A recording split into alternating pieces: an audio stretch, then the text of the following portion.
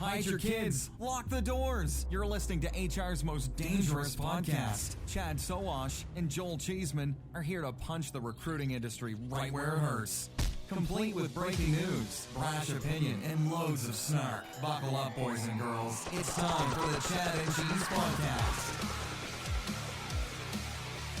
Oh, yeah. Recording this week from Unleash in Paris with a residency at the Tex Colonel booth. You are listening to the Chad and Cheese Podcast.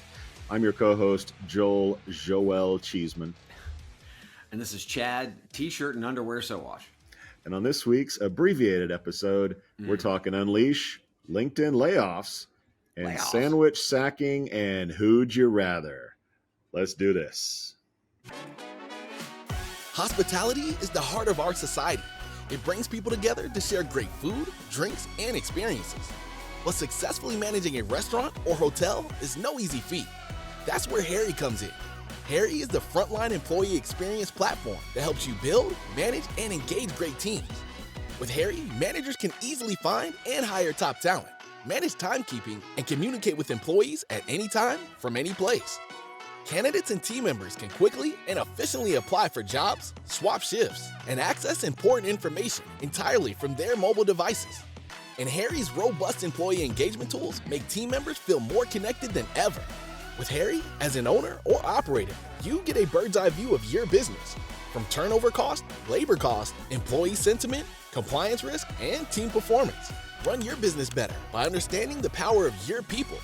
Because when your team is the heart of your business, Harry is the heartbeat. See how it transforms your business. We got McGrath. Oh, dude. That intro was so loud. Oh, that was it? So loud. Oh, so loud. My Like head bad hurts. recording or No, like my head hurts. it's just loud. Okay. Oh, yeah. Yeah, I asked him. So if you don't know, Stephen McGrath, our favorite Scot. We love the Welcome Scots. to All Things Scottish. Our slogan is, if it's no Scottish, it's crap! We love you too, Adam. So and dinner Mike. last night, Adam, Mike, dinner with Scots. So we go out with Stephen McGrath, who's celebrating a 33rd birthday today. So as At we record midnight this, last night. Yes, at midnight last night. So we're in the final place to get drinks. Both our wives are 80 sheets to the wind at this Toasted. point, totally toasted. And I say, get me a Jack and Coke. Jack's easy to drink, 80%. Like, it's easy. It's like the Bud Light of whiskey. I come back, I'm drinking this thing. Dude bought me a triple shot Jack and Coke. That's what we're dealing with here in Paris. Thanks, Stephen. Oh, dude. Yeah. No, Julie was out after all the wine.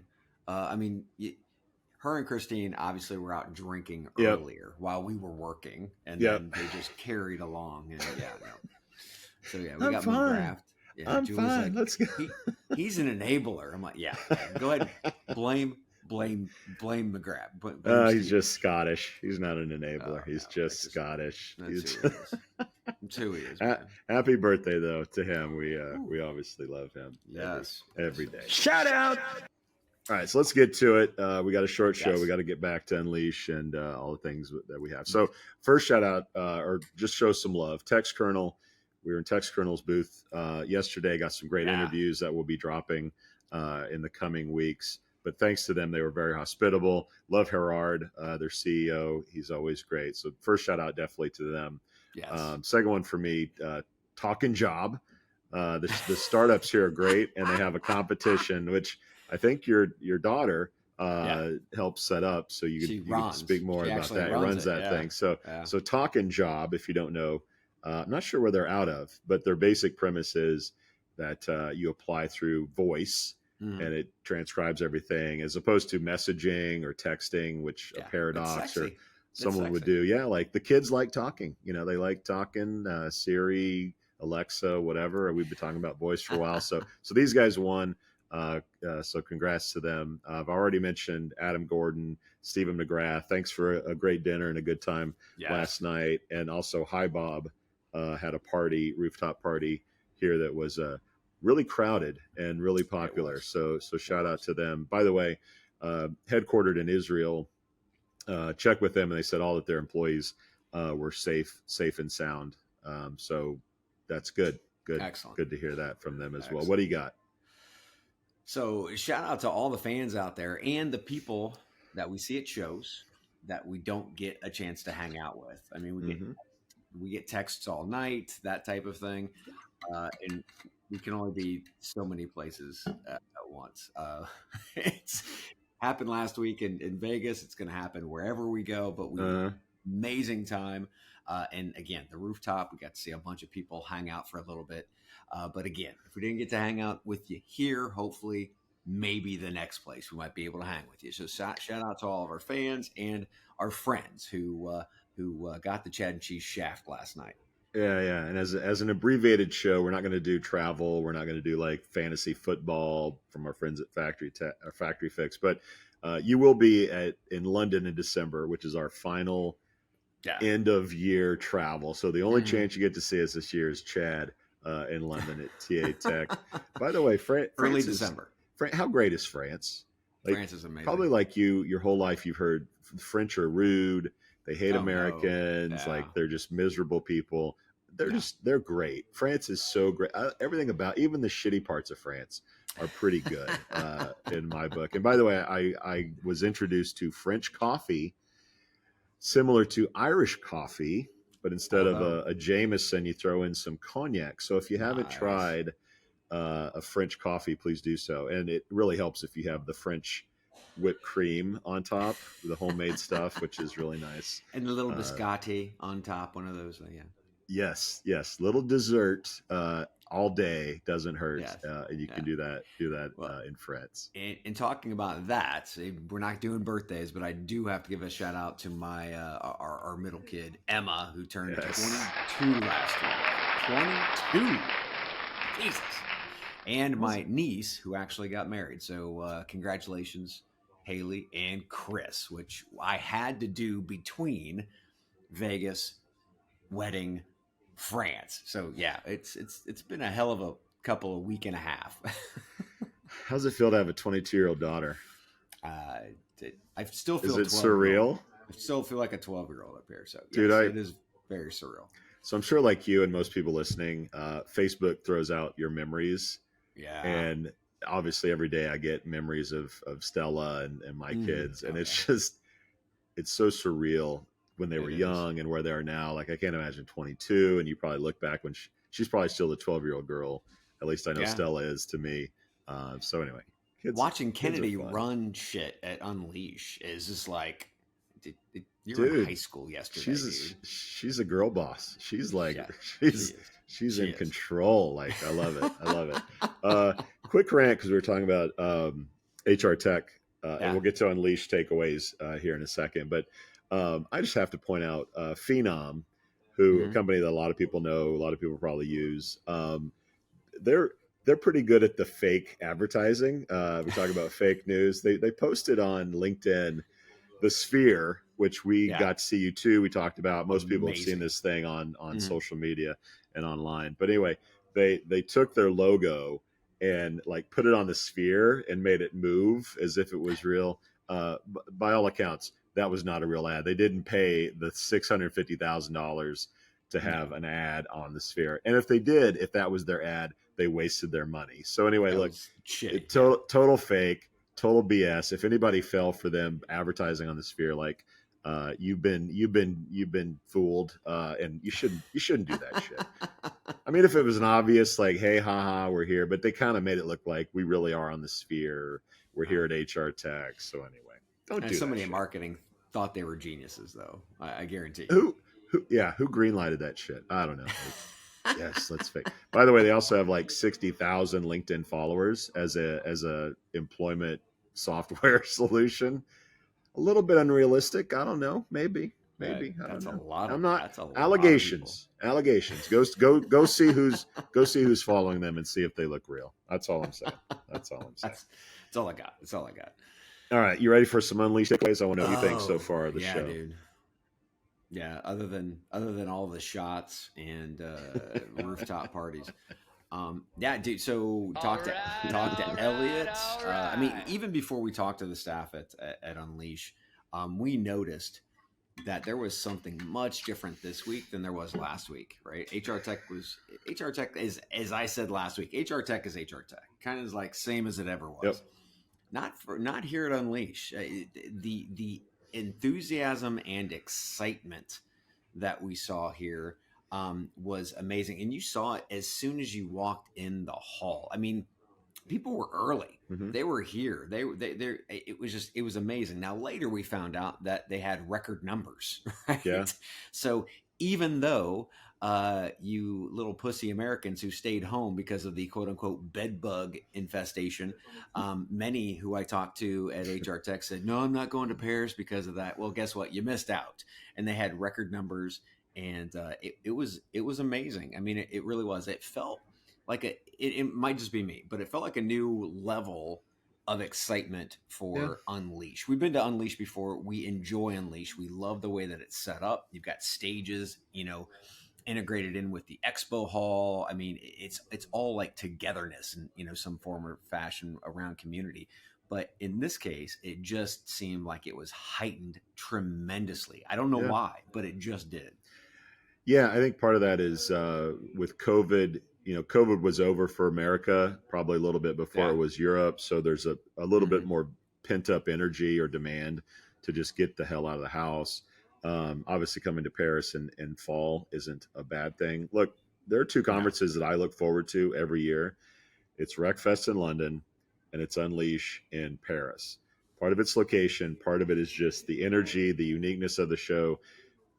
I'm over the whole go away for an hour, sit through a PowerPoint, come back for coffee, talk to a few vendors, go back out from the expo hall, come in for a drink like that. It's just so played. RecFest totally throws that on its ear, but Unleash, like you mentioned, it's all together. The energy is there. There seems to be a mentality around Americans that we know it all. We know all the companies. We know everything. That there's a curiosity and an engagement with Europeans that's almost a humility of I'm here to learn. I know that I don't know everything. There are Americans here. There are Brits here. There are so many different viewpoints that I'm here to learn and ask good questions. Americans don't have that mentality. Maybe it's just because it's America, but it's so refreshing to come here and have that engagement that I think is hard to find in America. And it feels like we're just all business all the time too, which is it sucks and it's flat and it's stale, right? Where here, it's not just all business all the time. And don't get me wrong, we see people, at the HR Techs or whatever shows we go to in the US, and we have a good time. Okay, there's no question there. But when we're talking about business, it just seems like everybody, just wants to get down to business. Yep. Here, it's not that way. It's more about the relationship before it is the business, and that might actually have something to do one of the key ingredients to the excitement that we actually see here and also at RecFest. Because I mean, these two shows, my favorite shows, they're both European shows who came to the U.S. And they bring an excitement that the other shows just don't. And again, I think it's because of it's all business. Let's get down to business. We need to just fucking chill. Yeah, the competitiveness that's going to come with RecFest coming to America, Unleash in America. Apparently, HR Tech's going to come to Europe in a bigger way. The competitiveness is going to be turned up to 11. I guess that'll at least be interesting. I don't know if it's good for business, but it will at least be interesting. My fellow Americans, if you haven't been to either RecFest in London or Unleash in Paris, you're missing out. Skip HR Tech next year and come to Paris. Topics. That hurts my head. Editing that was going to be fun for you, isn't it? Okay. All right, guys. We got some layoffs on Monday. LinkedIn, who is not at Unleash and was not at HR Tech, by the way, said it was cutting 668 people. The third round of layoffs at the Microsoft-owned unit this year. Meanwhile, developer forum Stack Overflow said it would cut its staff by 28%, which, according to The Verge, amounts to 100 jobs. Last year's cuts were more a response to macroeconomic conditions as big tech firms cut in response to a downturn in ads and corporate spending on enterprise software, while startups had to cut costs when venture funding dried up. Today's cuts seem to be caused by a narrower set of factors, more specific to individual companies. Chad, what are your thoughts on the news out of LinkedIn and Stack Overflow this week? So I thought LinkedIn was interesting because we're talking about roles across engineering, product, talent, and the finance team. So notice how they did mention sales or customer service. That's a good indicator to me. Why? It's very telling from the standpoint that you're owned by Microsoft. You can allow the mothership to absorb some of those duties. Now, I'm not 100% sure that's the case, but it just makes damn good sense. The one thing that's most interesting is the product team. Now, we talked about on this podcast for years about how LinkedIn's product isn't evolving at a rate that you would think that a market leader would evolve at. Will this be a pivot to Microsoft product engineers? I don't know, but I'd like to start digging in further to see. I mean, because this could be a turning point for LinkedIn in a very, very good way. Again, this is all just a supposition at this point because we don't know. But if you take a look at it and you think about it, being able to dig into the core of the mothership, there might be some opportunities here. But the good thing, just from a market standpoint, is that again, when you see the cutting of sales and customer service, there's an issue. Going to Stack Overflow, there's an issue. Significantly reducing the size of the go-to-market organization, that's a problem. The go-to-market sales team, that's a problem. And we talked about when Stack added talent as a product and thought, that might actually make sense because of what they actually do. Seem to be, it could be somewhat fluid, but I'm not sure that it is. I think that Stack, which is a communication and efficiencies tools for teams, right? For actual organizations, talent probably doesn't need to resolve or at least be in that platform unless it's a separate team that knows how to sell it. Because the teams, the communications, the efficiencies, the dev stuff that they do from Stack Overflow, that is a much different product. That's a much different story. That's a much different sales pitch than talent is. So I think maybe they're trying to open that TAM a little bit too much. It did sound like it seemed like it made sense, but I think what we're seeing here is that it just didn't make sense for Stack, which is good for organizations like the Hackajobs, the Hacker Ranks and whatnot. Doesn't anyone notice this? I feel like I'm taking crazy pills. So layoffs at LinkedIn probably is from a suffering of or weakness in recruiting. Its biggest revenue source remains recruiting fees, and a lack of a strong growth in advertising is probably part of that layoff round as well. LinkedIn may also be shifting employees to a market where labor is cheaper. CNBC had a story recently about LinkedIn, quote, ramping up hiring in India. So a little offshoring, offshoring could be the case. Interestingly, this news came a day after the Financial Times published a piece about how great LinkedIn was, creating a quote new breed of influencers. So usage remains strong, although popularity doesn't translate into revenue, unfortunately. On Stack Overflow's move, it should. LinkedIn should be better at advertising and providing better recruiting tools. They need better products. And better products, yes, for sure. And if they're more job seekers, they should be using LinkedIn as well and paying them for those services. Stack Overflow's move may be the strongest sign yet as to how ChatGPT is going to fuck around with digital businesses for the foreseeable future. Stack Overflow cut 10% of staff in May after doubling its workforce to more than 500 people last year. The sugar rush that you like to talk about.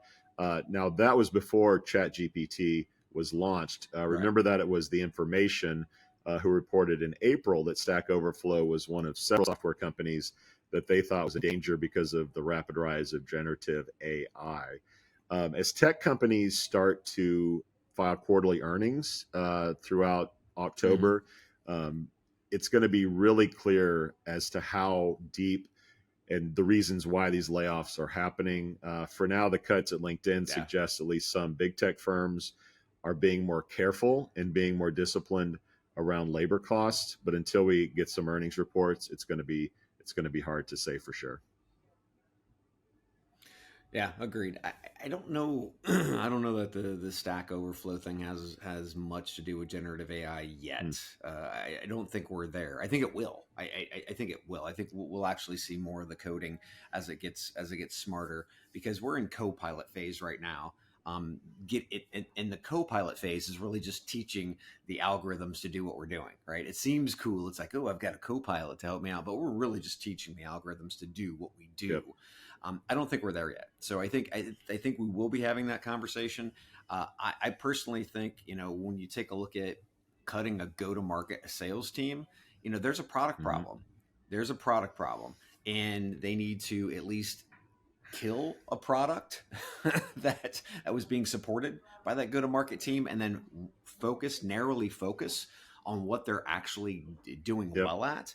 And again, I think we both thought that talent was going to be good for Stack Overflow, but as you dig into it a little bit more, their original product set, talent really doesn't fit within their original product set from a sales standpoint. Yeah. So I think that's what's happening, but I think we will see the impact of generative AI. Yeah, and GitHub, who is owned by Microsoft / LinkedIn, hasn't had these kind of cuts either. So that's interesting. By the way, iSIM's launching a co-pilot this week at Unleash.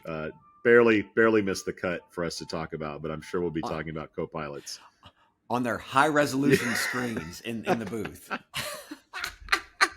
Dude, it was like, okay, so it was funny. We love iSIMs, okay, but we got to give them some shit. They have these big screens, right? And it's like, and they're showing the co-pilot, and they're on these grainy ass, like almost 1970s resolution. It was like, oh my God. And we said something to some of the staff, and they're like, oh my God, I can't stop. Yeah, like, I didn't notice it until you said something, but now I can't unsee it. Yeah, I was looking for the knob from the old 80s, 70s. Yeah. Television. Oh God, that was so fucking hilarious. Yeah, the rabbit ears. Yeah. Like, oh wait a minute, someone get the aluminum to clear up the picture a little bit on this thing.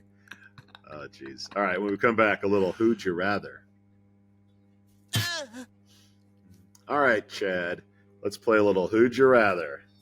I'm going to talk about two startups that have recently gotten funding, and you and I will pick who we'd rather. Are you ready to play?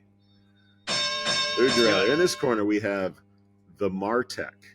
Sydney-based the Martech has raised $8 million in funding. The company employs AI to enhance personalized talent marketing. They count companies like Marriott, Vodafone, and Adobe as clients, leveraging employee advocates to create videos and stories promoting working for the companies, and then distributing them across various platforms for recruitment campaigns. They have offices in the US, the UK, and Australia.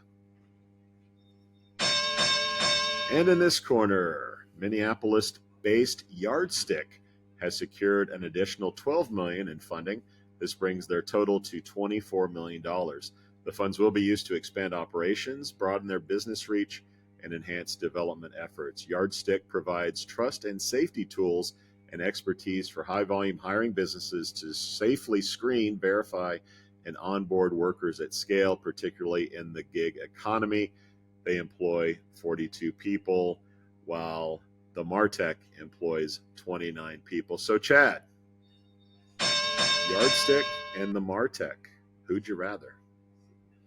I think they're both good names. I mean, the Martech. Martech, everybody knows, marketing technology. But being the Chad of the Chad and Cheese podcast, I like the Martech. Yep. Launching this year, that's what the article said. Crunchbase has a 2015 date as when they founded, and the CEO on his LinkedIn has 2018. So I have no clue when this thing actually started. They're Australian. They probably don't know either.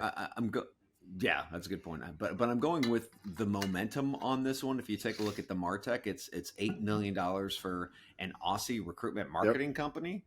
That's a lot of money for an Australian company, especially in this space or this time right now.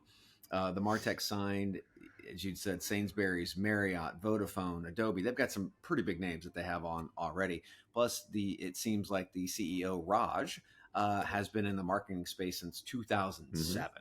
On the other hand, the Yardstick, number one, I'm not a background check guy. That's your area. Number two, job seekers paying for their own background checks. You can just fuck off. Okay, I'd rather the Martech all day. Oh, the Martech. Ay, papi. Good one, Chad. All right, so two very distinct businesses on this Who'd You Rather. Yes. Yardstick is trying to compete in the boring, settled, established market known as background checks, which has its Coke, its Pepsi, and its Fanta with the likes of Sterling and Checker. I hate the background check business. Low margins, if any margins.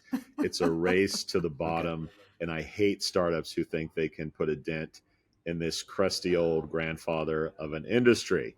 Now, the Martech, I'm not so big on the name. The Facebook, they were smart enough to take the out of the Facebook. If they could have just named it Martech or something, I that would have been better. But aside from the name, the Martech is diving into a growing segment that doesn't really have a clear platform of choice. Talent marketing is a growing niche that companies have a growing interest in. How do we leverage TikTok? How do we leverage Reels? I mean, we get it all the time. We come to these conferences and when we talk to people, I look at the Martech almost as a do-it-yourself agency, ad agency solution where you can provide your own videos and posts, and they leverage job description marketing. It's sort of like a Hootsuite for recruitment marketers. I think if you're a shaker or an agency, like look at these guys really, really tough, really strongly and see is there stuff we can take from this and give to our clients. Cause I think what they're doing is really, really solid. There's also a ton of room to grow for the Martech, whereas the Yardstick is going to be fighting for every yard.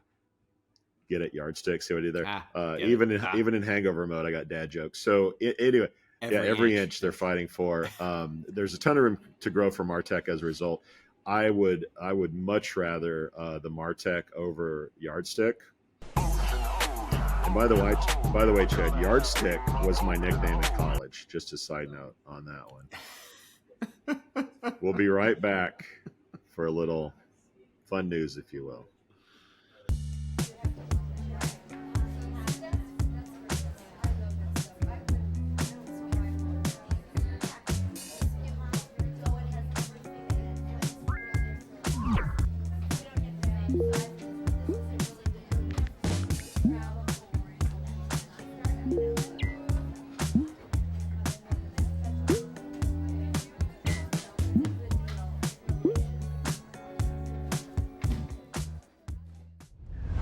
All right, Chad. Yes. Are you ready for a sandwich sacking? Sacking is what the Brits call firing, by the way, in case our American friends don't know. All right, the bank, a banking analyst from Britain who was terminated from his job at Citibank for expensing 2 sandwiches and other items on a work trip to Amsterdam has lost his legal battle for unfair dismissal. He claimed that he consumed the items himself, while the bank suspected he bought them for his partner, launching an investigation. While arguing that the expenses were within the bank's daily limit, the judge ruled in favor of the employer, stating that the issue was about the employee's failure to provide a full and frank disclosure rather than the amount of money involved. The judge emphasized Citibank's commitment to honesty from its employees and considered the dismissal to be a reasonable response to the misrepresentation allegation. Chad, what's your take on the double sandwich dismissal? Uh-oh. There we go. Yeah, so he wasn't fired for buying a sandwich. He was fired for lying, is what they're saying. But still, I mean, okay, we don't know the past of this guy. Okay, he could be a liar, and this is just like a long stream of a paper trail of why they got rid of him. But because I can't think of something that's under $100 for a bank to actually get rid of stuff. I mean, banks are swimming in money, literally, right? They're swimming in money. So I don't know, why this would be a problem, other than they just wanted to get rid of, a problem player, problem child within the organization. That's all I can figure out here. But I think it's to be able to get rid, and having Citibank's name tied to a sandwich sacking. That's not great for optics, no matter what, right? Whether you think the guy was, a liar, not a liar, it doesn't matter. But are you? The judge says, "Are you saying Citibank should have better things to do than launching an investigation on sandwiches?" 60% of the time, my God, it works. Yes. Every Okay, time. first of all, let's not shame people for eating 2 sandwiches at a time. That's just not cool and not that unusual, by the way. Secondly, Citibank probably wanted this dude gone. If he was crushing it, they wouldn't care if he was ordering filet mignon and lobster for breakfast, lunch, and dinner. Let's be honest. Laying people off in Europe is usually tougher than the U.S., so this must have been the easiest route for Citibank to cut this guy loose, to blame it on this sandwich debacle and lying. Third, at face value, this is a lesson for all the kids out there. You can build a lifetime of trust only to have it all taken away because of one discretion. In this case, it was kind of a funny discretion, but nevertheless still a lie. If that little voice inside your head is saying, don't do it, it's usually a good policy to listen to that internal voice. And by the way, Chad, my inner voice is saying right now, why the hell are we recording a podcast? We're in Paris, for God's sakes. Vive la France. Yes. We out. We out.